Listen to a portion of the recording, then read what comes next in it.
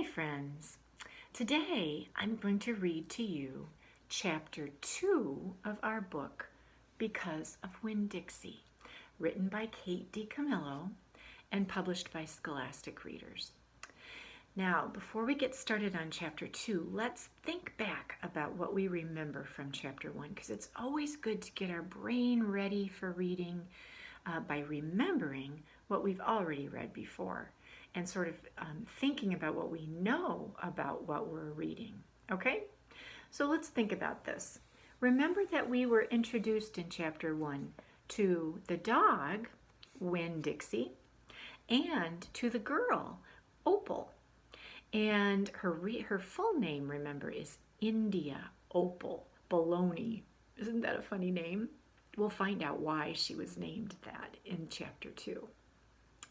But what is it that we remember about the dog Winn-Dixie? Well, tell me what you can remember about what Winn-Dixie looks like. Can you think more, not just about what Winn-Dixie looks like here, but there was more details about what the author told us about Winn-Dixie. Winn-Dixie was a stray. That means he did not have an owner. He didn't have anybody that took care of him. So he was very skinny, and he had little patches of fur that were missing on his skin, on his fur.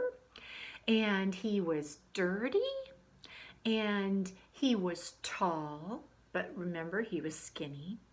And he had ears that poked up. What else do you remember about him that was unusual?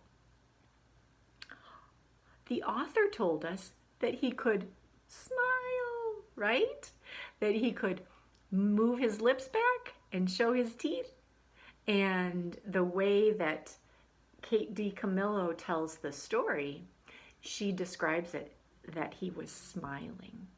Now, when we're reading this story, who's talking? Who's telling us the story? It's Opal. It's the little girl who's telling us the story, isn't it? And Opal has just moved to this new town in Florida. And so what we remember about Opal is that she went to a grocery store called Winn-Dixie to pick up some groceries for her daddy, who's a preacher, right? And a preacher is like a minister. And when she went to get the vegetables and the rice for her daddy, what did she come home with? A dog. That's right. She took Winn-Dixie home with her, because Winn-Dixie was making a mess in the grocery store, wasn't he? And what was the store manager about to do? The store manager was going to call the pound. Remember what a pound is? It's not like the weight that we know. In America, we weigh things, and they weigh in pounds, right? When the doctor asks or tells you how much you weigh when you go to visit him, he might tell you that you weigh 45 pounds or 52 pounds or maybe 60 or 70 pounds. But another meaning for the word pound is a place where we sometimes take animals that don't have owners. And remember, I told you that a pound is a place sometimes where we have to put animals to sleep if we don't find an owner for them. So Opal did not want Winn-Dixie to go to the pound, did she? So she said, "Oh, he's mine dog." But he wasn't really her dog, was he? But all of a sudden, she claimed him. She said, "He's my dog. I want to take him home. I want to save him from the pound." So Winn-Dixie followed her home, and now we're going to find out what her daddy says when she comes home with a dog. What would your daddy say if you came home with a dog? We'll find out in chapter 2. That summer I found Winn-Dixie was also the summer me and the preacher, remember the preacher, that's her daddy, moved to Naomi, Florida. so he could be the new preacher at the Open Arms Baptist Church of Naomi.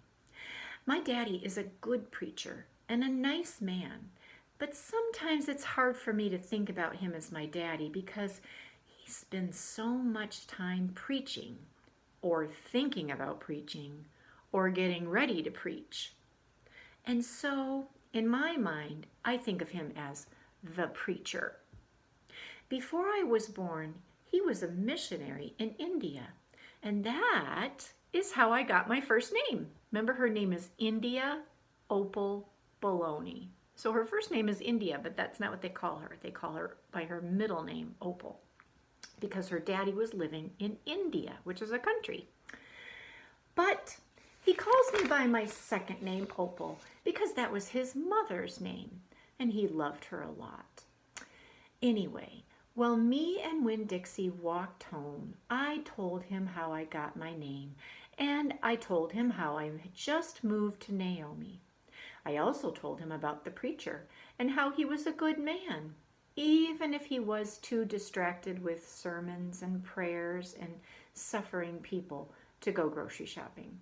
Does your daddy ever get really busy with work or other things that he has to do around the house? Yeah, that's what daddies are like. Sometimes they get really busy. So do moms. Yeah, that's how he was. But you know what? I told Winn-Dixie. You are a suffering dog, so maybe he will take to you right away. Why would she say he's a suffering dog? To suffer means to kind of hurt or kind of be in pain a little bit or, have to go through tough times. Well, remember when Dixie was dirty and skinny and part of his fur was missing. I think that's why she called him a suffering dog, because he was not a nice, fat, clean dog. So maybe he'd gone through some hard times. So she thought maybe her daddy would understand and maybe like him. Maybe he'll let me keep you. Winn-Dixie looked up at me and wagged his tail. He was kind of limping, like something was wrong with one of his legs. And I have to admit, he kind of stunk. He was an ugly dog, but already I loved him with all my heart. When we got to the Friendly Corners trailer park, Opal lives in a trailer. Not a house, but a trailer.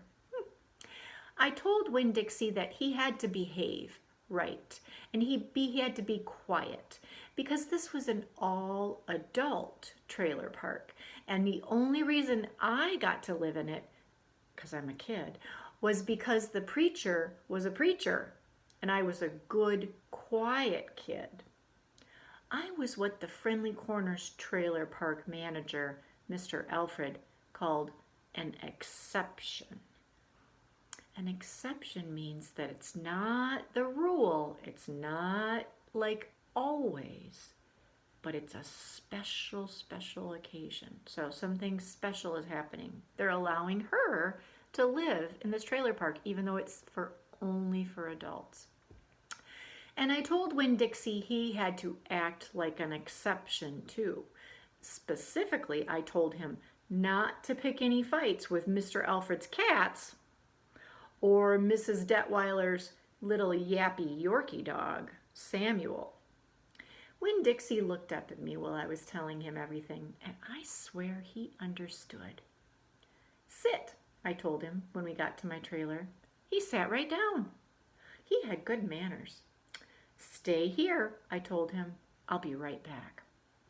The preacher was sitting in the living room, working at the little fold-out table. He had papers spread all around him, and he was rubbing his nose, which always means he's thinking hard.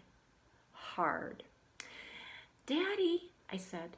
He said back.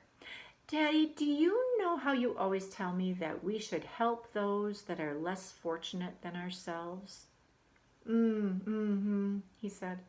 He rubbed his nose and looked around at his papers. Well, I said, I found a less fortunate at the grocery store." "Is that right?" he said.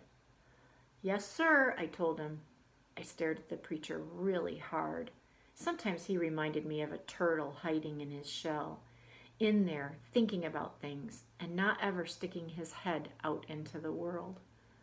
"Daddy, I was wondering, could this less fortunate, could he stay with us for a while?" Finally, the preacher looked up at me. "Opal, what are you talking about?" "I found a dog," I said to him, "and I want to keep him." "No dogs," said the preacher.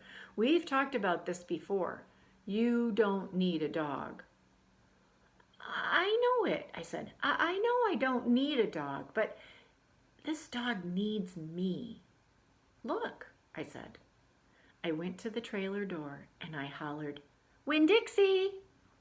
Winn-Dixie's ears shot up in the air and he grinned and he sneezed and then he came limping up the steps into the trailer and put his head right in the preacher's lap, right on top of a pile of papers.